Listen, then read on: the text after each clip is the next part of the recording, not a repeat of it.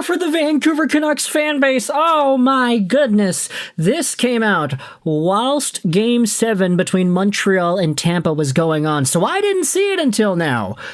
But Darren Dreger went out there with this tweet earlier this afternoon saying that former Ottawa Senators GM Pierre Dorion was in Vancouver last week, and he has interviewed for the Canucks GM vacancy.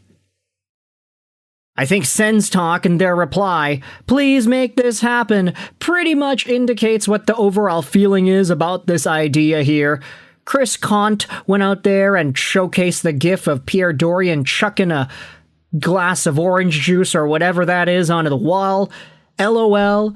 Pierre Dorion deserves another chance as the GM, okay?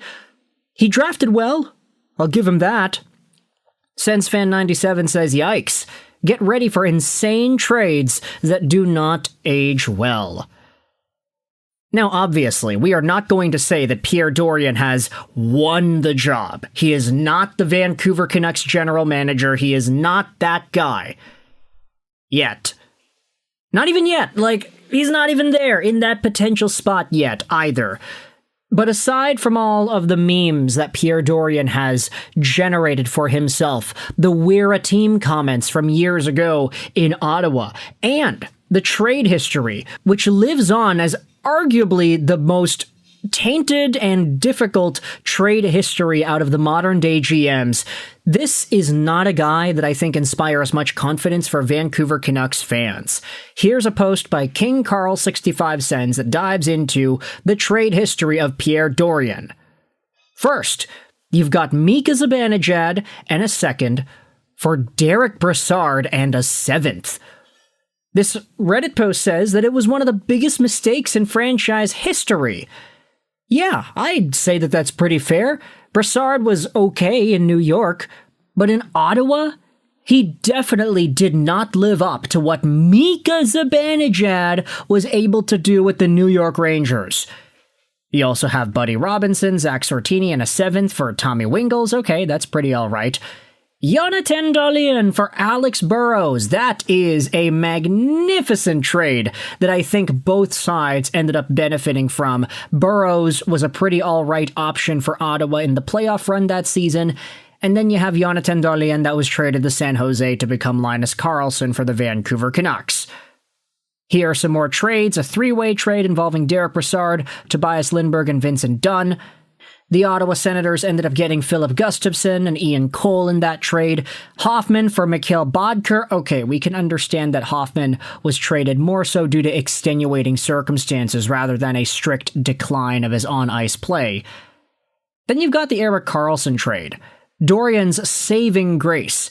The Sens received DeMello, Tierney, Balzers, and a bunch of picks that turned into Josh Norris and Tim Stützle. This is the magnum opus for what Pierre Dorion was able to do. But then you take a look at some of these other moves. Matt Duchene, gone for Abramov, Davidson, and Lassie Thompson. Ryan Dzingel for Duclair. One of his pretty good trades as well. But then you've got the Mark Stone trade. Eric Bronstrom in a second. Not great. Sens finished 30th in the league standings after year 4. Year 5, Sens finished 23rd in the league standings. And then they traded Dadonov for Holden in third, which ended up becoming one of the biggest indictments against Ottawa because they forgot to supply Vegas with Dadonov's no-trade list. Nick Paul for Matt Joseph, Cam Talbot for Philip Gustafsson. That's a big one. That was not a great trade either. Now, honestly, even though there are people that can debate the legitimacy of these trades and what Pierre Dorion has done as a whole, there is an entire other element to his GM tenure with Ottawa that is really rubbing Canucks fans the wrong way. And making a trip over to the R Canucks subreddit, this will tell you everything there needs to be known about the situation here. Okay, hey Barney, what's going on there? This reeks of a Francesco-less interview. Pierre Dorion was Eugene Melnick's yes man and was promptly fired when new ownership stepped in. You know this is Francesco Aquilini's guy. Pierre Dorion is a big shortcut taker. He'll tell Francesco what he wants to hear. Another reply says, ew, no, please, no recycled GMs. LOL, who am I kidding? This is Aquilini, and the first question he asks is how quick can you get us back into the mushy middle? JT Millersworth first said that Pierre Dorion will not get hired. Then why even interview him?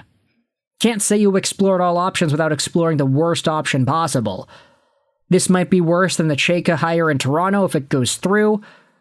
Holy heck, if Dorion gets this job, I'm switching teams. ChatGPT would have more of a backbone than this guy.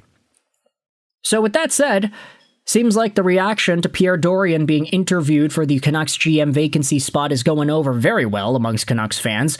For what it's worth, though, we did have some other notice as to whom else it is Vancouver has been interviewing. Ryan Bowness has been reported by Cam Bowness earlier this afternoon, too, that he had his second interview with the Canucks yesterday. He seems to be impressive as the club narrows in on their GM hire.